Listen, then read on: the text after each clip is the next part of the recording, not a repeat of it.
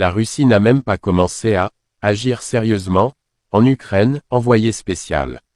La durée des hostilités est définie par les efforts d'escalade de l'OTAN, a déclaré l'ambassadeur de Moscou au Royaume-Uni, Andrei Kelin.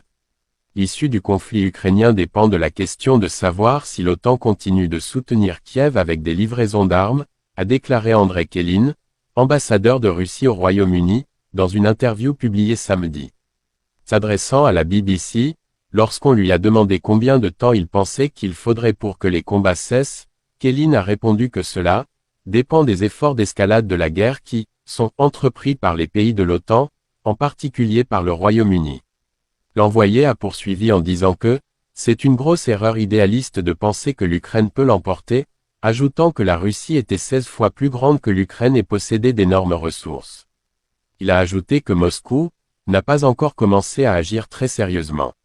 Dans le même temps, Kelin a averti que, tôt ou tard, bien sûr, cette escalade pourrait prendre une nouvelle dimension dont nous n'avons pas besoin et que nous ne voulons pas, soulignant la récente décision du Royaume-Uni d'envoyer des missiles et des chars à longue portée à l'Ukraine, ainsi que les délibérations en cours sur les livraisons potentielles d'avions modernes.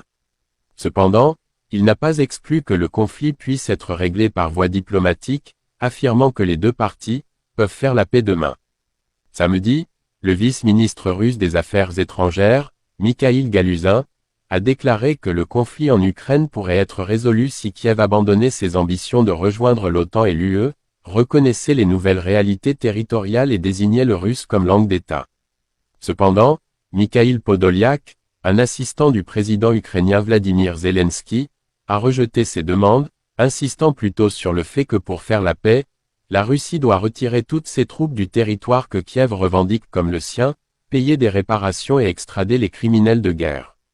Depuis le début du conflit ukrainien en février 2022, les pays occidentaux ont fourni à Kiev des milliards de dollars d'aide à la sécurité, une politique qui, selon Moscou, fait du bloc militaire un participant direct aux hostilités.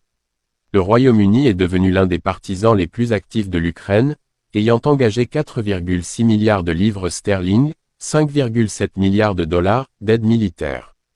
Plus tôt ce mois-ci, Londres a fourni à Kiev des missiles Storm Shadow à longue portée, qui ont ensuite été utilisés par les troupes ukrainiennes pour cibler la population civile de la ville russe de Lugansk, selon Moscou.